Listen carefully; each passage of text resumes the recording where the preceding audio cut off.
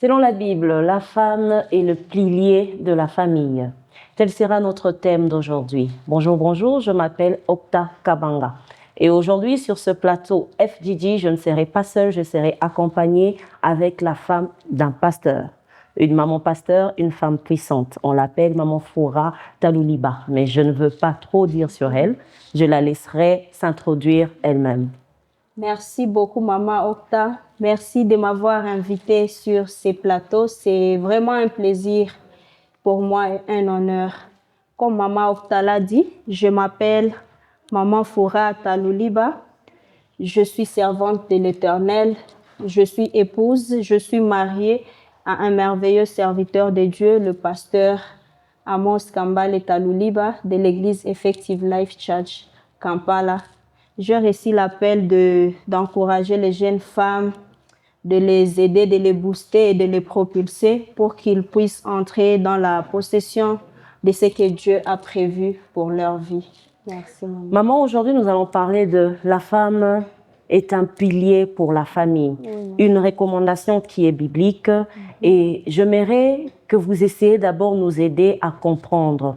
Selon vous, lorsqu'on nous dit que la femme est un pilier pour sa famille, essayez de nous expliquer cela pour que nous ayons une bonne compréhension. Merci beaucoup pour cette première question. L'expression « la femme est le pilier de la famille » sous-entend le rôle très important que la femme joue au sein de la famille. La parole de Dieu nous dit dans Proverbes chapitre 14 au verset 1er « La femme sage bâtit sa maison et la femme insensée la renverse de ses propres mains. » La famille étant une institution divine avec comme fondement le mariage, au fait, la famille, c'est un regroupement en termes de repères et des valeurs qui est destiné à la procréation, à l'éducation des enfants, à la manifestation de l'image de Dieu. Alors, pour que cette famille, pour que Dieu atteigne ses objectifs dans cette famille, il a conféré à la femme un rôle très important. Quand on parle des piliers, le pilier, c'est quelque chose qui soutient pour que l'édifice ne puisse pas tomber. Alors, cela nous montre le grand rôle que la femme joue au sein de la famille. Merci beaucoup, maman. Merci, alors, maman. Pour une petite explication, vous n'avez pas besoin de beaucoup vous compliquer, c'est juste que vous êtes appelé à être un grand soutien pour votre famille. Mais maman, par rapport à cela, j'aimerais quand même passer à une question qui est trop compliquée pour certaines personnes de l'expliquer, mais je sais que vous êtes une femme du ministère, vous pouvez nous aider. Est-ce que vous pouvez savoir pourquoi est-ce que dans la pensée de Dieu, il a choisi, il a trouvé bon que ce soit la femme qui puisse obtenir ce rôle central dans sa famille?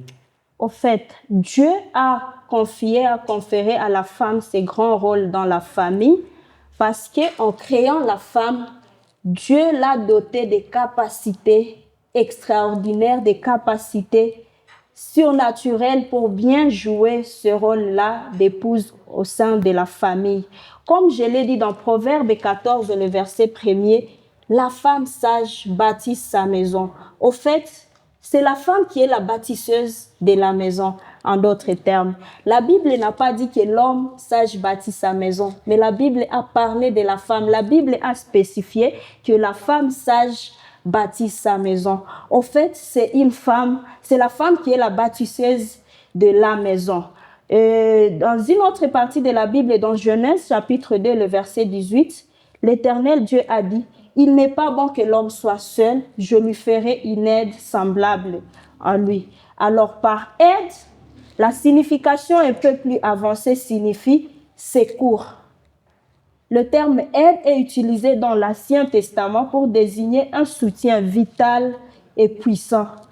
Alors, je ne sais pas si je peux citer quelques rôles bibliques de la femme. Oui. Ok, merci beaucoup. Parmi les rôles bibliques d'une femme, nous pouvons citer ceux qui suivent. Premièrement, une femme est créatrice de la vie. La femme, elle est créatrice de la vie. Ceci montre le niveau de collaboration que Dieu a avec la femme. La femme apparaît dans la Bible chaque fois comme celle avec qui Dieu collabore pour créer la vie ou bien pour amener la vie. Un exemple plus simple, c'est que quand Jésus veut naître, Dieu est passé par la femme pour que Jésus vienne au monde pour nous sauver. Toutes les fois que Dieu veut donner la vie à l'humanité, il passe par la femme. La vie dans la maison tourne autour de la femme. Au fait, la femme est l'instrument par lequel Dieu amène la vie. Au-delà de donner la vie comme mettre au monde les enfants, je dirais aussi que c'est la femme qui est à la base de l'atmosphère dans la maison. Je vais donner un exemple et je vais m'expliquer. Quand un homme se fâche dans la maison, par exemple, on peut ne pas le remarquer. Mais quand c'est la femme qui se fâche, cela affecte tout le monde et le climat de la maison est affecté. Cela montre déjà même au niveau là, invisible, que la femme joue le rôle de créatrice de vie. Elle amène la vie, elle amène l'atmosphère dans la maison. Je peux donner un autre rôle de la femme. Dans Proverbe 31, le verset 15 jusqu'à 18, la femme est le gestionnaire des ressources matérielles, financières et même humaines de la maison.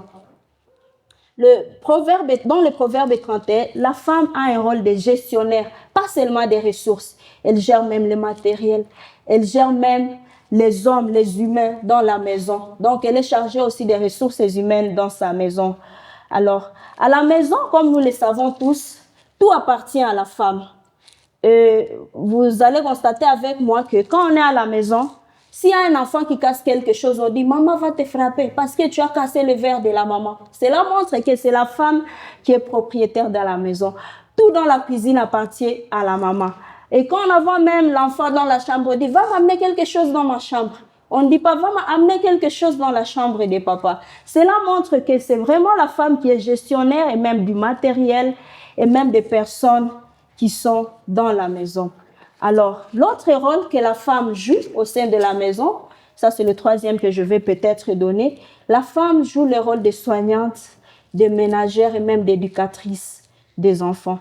Elle prend soin des membres de sa famille, elle assure la gestion du foyer et même des tâches domestiques. En tout cas, la femme joue le rôle crucial dans l'éducation des enfants. Elle transmet des valeurs et prépare ces enfants-là à la vie, à devenir quelque chose. Sans ignorer d'autres rôles que la femme peut jouer, que la femme joue, il y a le soutien émotionnel, il y a le réconfort que la femme joue pour les membres de sa famille. Il y a beaucoup de rôles que vraiment cette femme-là, pilier de la famille, joue dans sa famille. Alors, en voyant le rôle que la femme joue, il est facile de reconnaître la présence ou l'absence d'une femme dans une maison. Alors, c'est ce qui nous renvoie même à la première question qui était de savoir pourquoi la femme est le pilier de la maison. En tout cas, de par ces rôles ici, on peut vraiment dire que la femme est le pilier de la maison. J'ai pris avec moi certains points qui stimulent notre question qui va suivre. Nous sommes en plein 21e siècle et il y a ce qu'on appelle des guerres. Je ne vais pas utiliser les termes que des gens utilisent. Ils utilisent des termes machistes que je ne refuse, je les prononcer, mais je refuse de le prendre sur ces thèmes-là. Maman, vous avez dit qu'elle est créatrice de la vie, la femme. Elle est la gestionnaire, elle est les ressources humaines. Vous avez donné tellement de loges à la femme. Maintenant, là, ma question est de savoir, que diriez-vous face à ces siècles présents? Le siècle qui disent aux femmes, non, vous vous faites trop, vous voulez trop, vous devrez. Parce que nous n'allons pas refuser que, d'après cette attribution divine de Dieu, il y a quand même certaines personnes qui veulent, comme on dit, essayer de mettre la femme dans un point plus bas. Ça, nous n'allons pas le nier. Mais j'aimerais quand même savoir, par rapport à cette génération, par rapport à cette vie que nous vivons, par rapport à tout ce que nous rencontrons dans la vie, comment pourriez-vous essayer de convaincre une femme qu'elle est pilier face à toutes ces réalités de la vie? Oui, dans la société moderne, je dirais que le rôle de la femme ne se limite pas seulement sur le plan domestique, comme c'était dans la société traditionnelle. Dans la société moderne, le rôle de la femme a considérablement évolué. passant d'une position principalement centrée sur la sphère domestique à une participation active et diversifiée dans les autres aspects de la vie. C'est-à-dire que dans les temps anciens, dans les temps passés, le rôle de la femme s'est limité seulement dans sa maison, dans son foyer. Mais actuellement, ce rôle-là a évolué. Je ne suis pas en train de dire que la femme, dans les temps présents, dans la société moderne, est appelée à abandonner ses rôles anciens et les laisser ou bien se concentrer sur ce qui est à l'extérieur. Non, ce n'est pas ce que je suis en train de vouloir dire, mais je suis en train de vouloir dire que le rôle de la femme a évolué. Je peux le dire en d'autres termes que il y a quelque chose qui s'est ajouté au fait dans le job description de la femme. Oui, dans les temps anciens, c'était seulement s'occuper de sa maison, s'occuper de l'éducation de ses enfants, bâtir son mari, bâtir ses enfants, bâtir son foyer. Mais actuellement, avec l'évolution du monde de la technologie, ces rôles-là sont passés du sphère domestique et dans la participation de la femme à d'autres aspects diversifiés de la vie. Alors, je peux ajouter quelque chose en disant que bien que les rôles traditionnels persistent, de nouvelles dynamiques ont émergé, ce qui conduit la femme à un partage des responsabilités. Ça conduit la femme à une sorte d'autonomie et d'évolution. Dans les temps anciens, c'est l'homme qui partait au champ ou bien allait chasser et la femme restait seulement à la maison en train de garder ses enfants et sa famille. Mais actuellement, la femme peut sortir, la femme peut prêcher, la femme peut travailler, la femme peut travailler dans la politique, en tout cas dans beaucoup de sphères de la vie. De cela, je peux dire que le rôle de la femme a évolué. Ça ne se limite pas seulement au rôle traditionnel, mais c'est passé à un niveau un peu plus supérieur et ce qui aide aussi à l'autonomisation de la femme.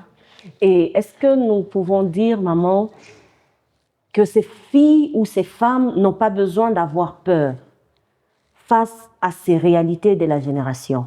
Non, je dirais que les filles ne doivent pas avoir peur face aux réalités actuelles. Au contraire, elles doivent se préparer, elles doivent travailler sur elles-mêmes pour qu'elles soient en mesure d'apporter quelque chose dans le monde actuel, pour qu'elles soient également en mesure de s'adapter aux réalités de ce monde. Les filles ne doivent pas avoir peur, elles ne doivent pas être frustrées, elles doivent au contraire travailler sur elles-mêmes et dire actuellement, je ne resterai pas chez moi à la maison en train de garder les enfants. Je dois aussi étudier, je dois me cultiver, je dois travailler pour que je puisse apporter un plus dans mon foyer.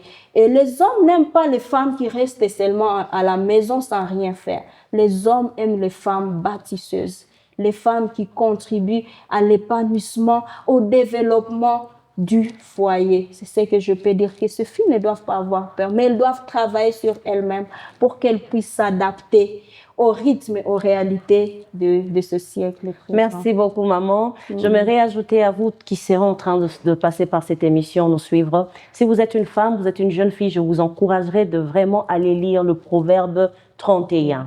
Dans ces passages-là, vous verrez qu'on ne parle pas de diplôme, on ne parle pas de l'expérience, mais on parle de la capacité qu'une femme a. Puisque quand vous allez lire la Bible, on ne dit pas que si vous avez votre diplôme de licence, votre diplôme de droit. Non, on parle d'une femme capable.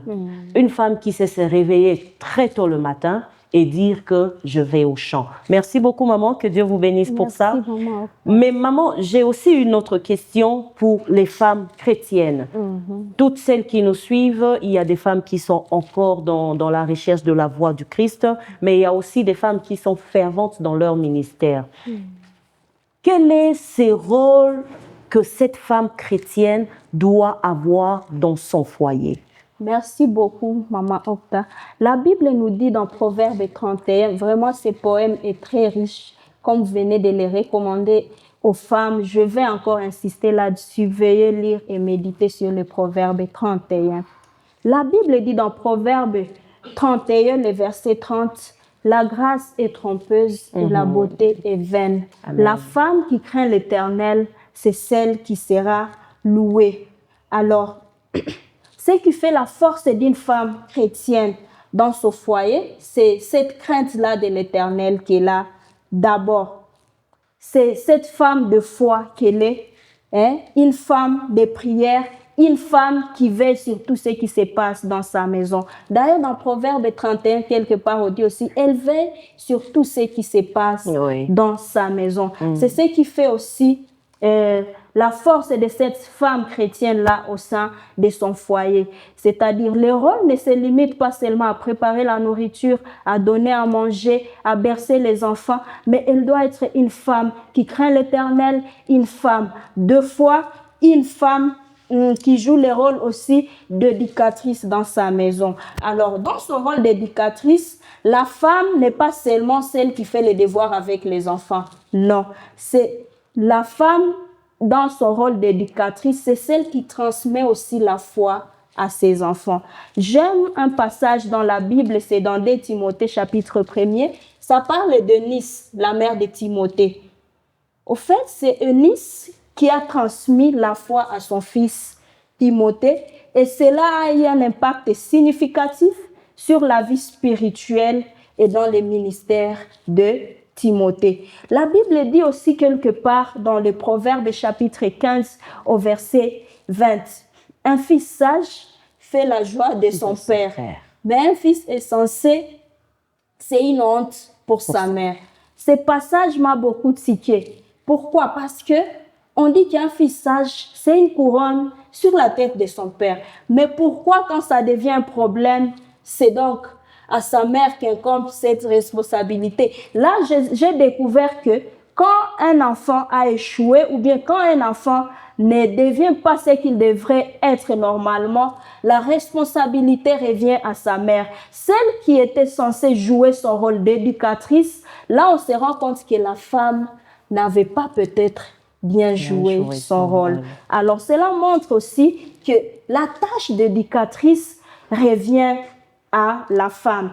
Et j'ai aimé aussi quelque part dans la Bible, j'avais lu un passage que la femme, au fait, l'homme, le père, nous ne sommes pas en train d'ignorer l'effort et l'apport des papas dans la maison. Non. Le père, le papa, c'est comme celui qui donne juste la marche à suivre, les instructions, les lignes de conduite. Mais c'est la maman qui donne les instructions. La Bible dit, ne méprise pas les instructions de ta mère. Au fait, le papa, il est comme le professeur, il dit, faites ceci, 1, 2, 3. Maintenant, la maman, c'est elle qui est comme l'assistante, celle qui fait la pratique, les TP. C'est ça, au fait, le rôle de la maman. C'est elle qui est toujours avec les enfants.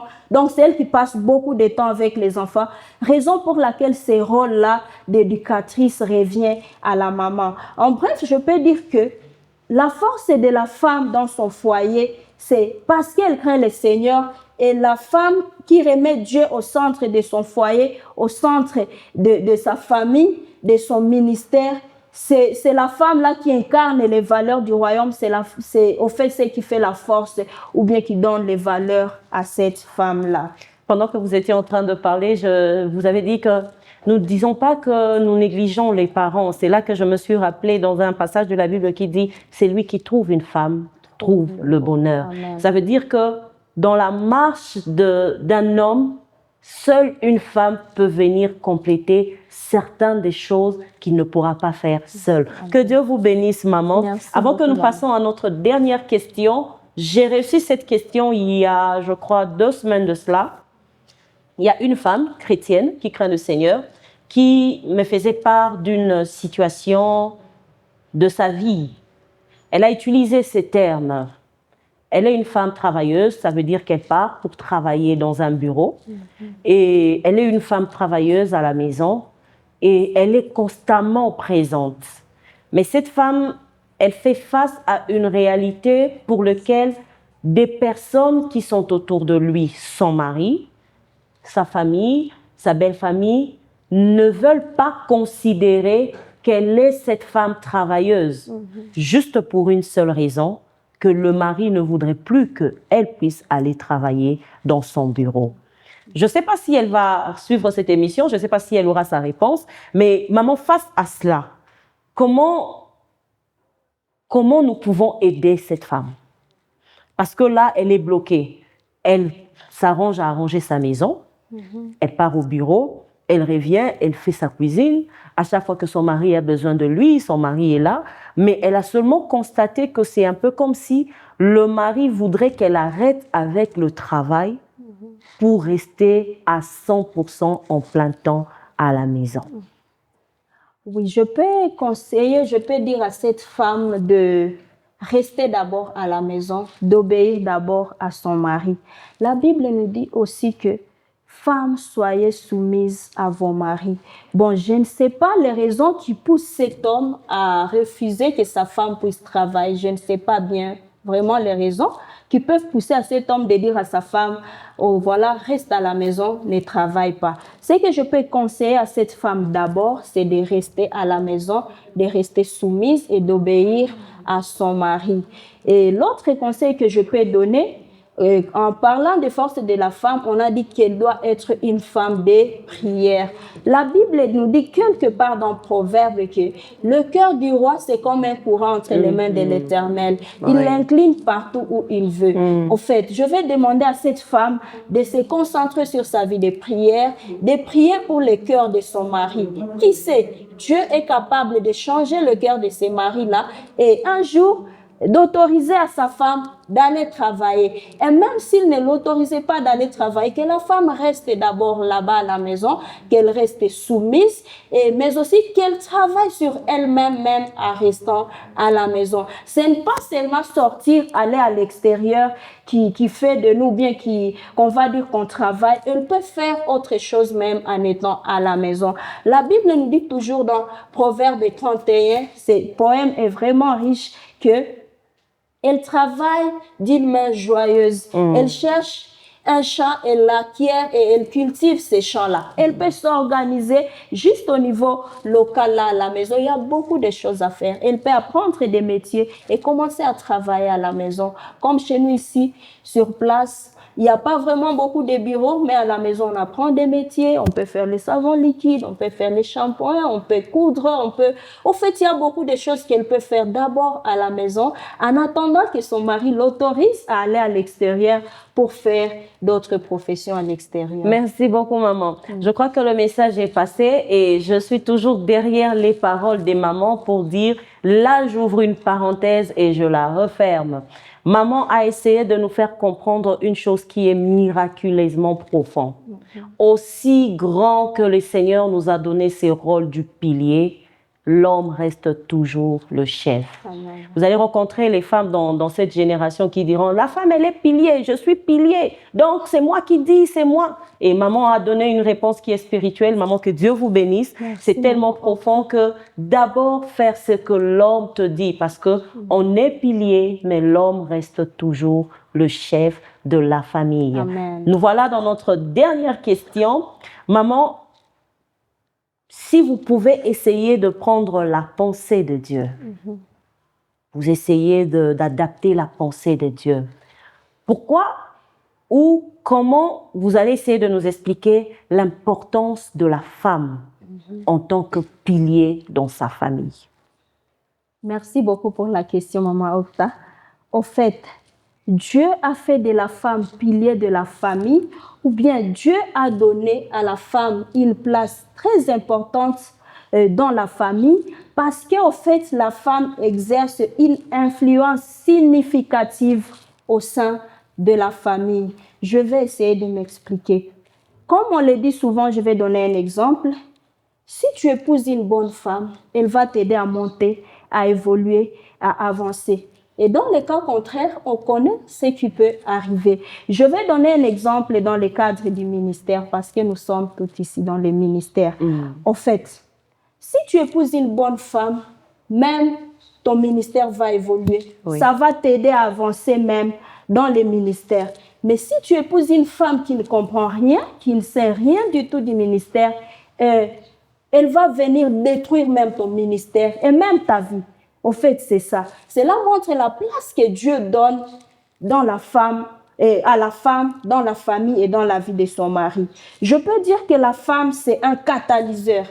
Un catalyseur, c'est-à-dire un déclencheur d'une réaction juste par sa simple présence.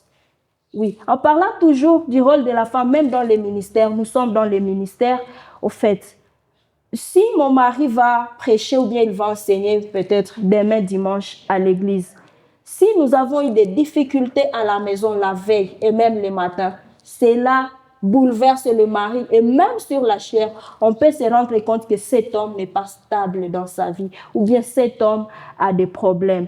Alors, le rôle que la femme joue est vraiment à ne pas négliger. Et autre chose que je peux ajouter, c'est que il y a un proverbe qui dit, c'est un proverbe qui dit, derrière un grand homme, il y a une femme. Alors, ce proverbe est souvent utilisé pour décrire une situation dans laquelle un homme n'aurait pas été capable d'accomplir ce qu'il a accompli sans la présence de sa femme. Au fait, c'est ça, c'est au fait ce que ce passage veut dire. Alors, il y a aussi un autre adage qui dit, c'est un adage qui dit, éduquer une femme, c'est éduquer une nation. Alors, ces proverbes soulignent aussi l'importance de l'éducation des femmes pour le développement et le progrès d'une société. Si une femme est éduquée, en tout cas, ça va se répercuter pas seulement sur sa famille, mais aussi sur toute la société. En éduquant les femmes, on investit dans leur capacité à influencer positivement leur famille, la société et même la nation. Alors, la femme occupe une grande place, pas seulement dans la vie de son mari, mais aussi dans la société. Alors, nous les femmes, Dieu nous a dotés de capacités redoutables. Alors, nous devons utiliser ces capacités positivement et ne pas négliger ces capacités-là, ces dons-là que Dieu a placés en nous. Alors, un mot pour les hommes peut-être qui vont se marier plus tard. En tout cas, que Dieu vous aide à bien choisir votre femme, car même la réussite de votre vie, de votre ministère, de vos plans, de vos projets, ça dépend de la femme que vous allez épouser. Oui, c'est ça. Merci beaucoup, maman. Merci, vous qui nous avez joints, nous sommes FGG Ministry. Je nous demanderai, si vous n'êtes pas encore abonné à nous, prière de vous abonner à nous, souscrivez à notre chaîne et nous sommes ouverts à toutes vos questions. Merci. Soyez ouverts, écrivez-nous, posez-nous vos questions, abonnez-vous. Maman, j'aimerais vraiment, avant que nous puissions mettre fin à cette émission, que vous puissiez prier Dieu pour cette femme, pour cette jeune fille qui passera par cette émission, qui est face à beaucoup de situations dans sa vie. J'aimerais vraiment que pendant un court instant, que vous puissiez dire un mot à Dieu et que là où elles seront, ou celles qui tomberont sur cette émission, que ce soit dans leur canal de télé, que ce soit dans leur téléphone, qu'ils puissent être bénis. Merci beaucoup, nous allons prier. Seigneur, nous te disons merci et nous te rendons grâce pour ces instants. Merci Père éternel parce que tu nous as encore donné beaucoup de révélations sur la femme que nous sommes. Merci pour ces instants Seigneur que nous avons passés ici. Je suis en train de prier pour une femme qui me suit en ces moments. Père éternel, je te prie de faire grâce aux femmes. Aide une femme à sortir de sa zone de confort, à ne plus se négliger, à ne plus négliger ses dons, cette capacité que tu l'as donnée.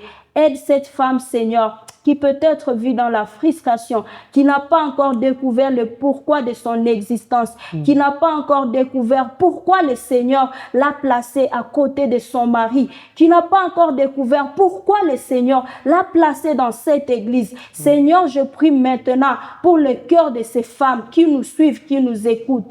Dieu Tout-Puissant, j'ai pris que le Saint-Esprit les aide encore une fois à découvrir le pourquoi de leur existence, à découvrir, Seigneur, la raison pour laquelle elles sont à côté de leur mari, elles sont dans leur famille. Seigneur, je prie pour toutes les femmes. Aide-nous à bien jouer notre rôle d'épouse dans nos familles, dans les ministères. Dieu Tout-Puissant, je prie pour les enfants que nous éduquons. Je prie pour toutes ces personnes qui sont sous notre responsabilité dans nos maisons. Aide-nous à servir d'exemple. Aide-nous à être des modèles, Seigneur, des modèles de foi, des modèles de sagesse, des modèles de patience, des modèles de ta crainte et des modèles de persévérance, Seigneur, pour que nous puissions amener un plus grand nombre à toi.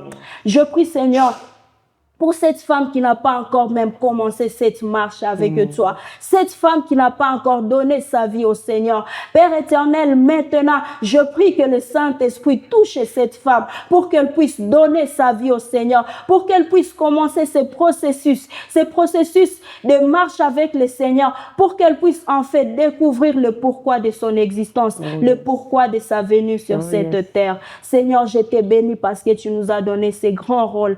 Et de nous-mêmes, Seigneur, nous ne saurons pas, mais nous sommes en train de demander au Saint-Esprit de nous fortifier encore, de nous accorder encore la sagesse nécessaire pour que nous puissions être à mesure, Seigneur, de vivre tel que tu l'entends que nous puissions vivre. Aide-nous, Seigneur, à accompagner nos maris, à accompagner nos époux, Seigneur, pour qu'ils deviennent également ce que toi tu as prévu qu'ils deviennent. Nous voulons être, Seigneur, ces femmes-là bâtisseuses, ces femmes-là piliers, ces femmes-là fondations pour ta seule gloire. Seigneur éternel, je te les demande et je sais que tu vas l'accomplir. Merci, Seigneur, pour ces temps, pour ces plateaux de FGG. Je te prie de bénir, Seigneur, ces plateaux. Je te prie de bénir tous ces projets, même toutes les autres émissions qui viendront. Merci parce que tu vas nous bénir ensemble. Tu bénis nos maisons. Que la paix de Dieu remplisse nos maisons de partout où nous sommes en train de suivre. Que l'honneur, la gloire revienne à toi, éternel, au nom de Jésus-Christ. Amen. Amen. Merci beaucoup, maman. Que Dieu vous bénisse. Merci beaucoup. À nous revoir dans nos prochaines émissions. Restez connectés. Bye bye.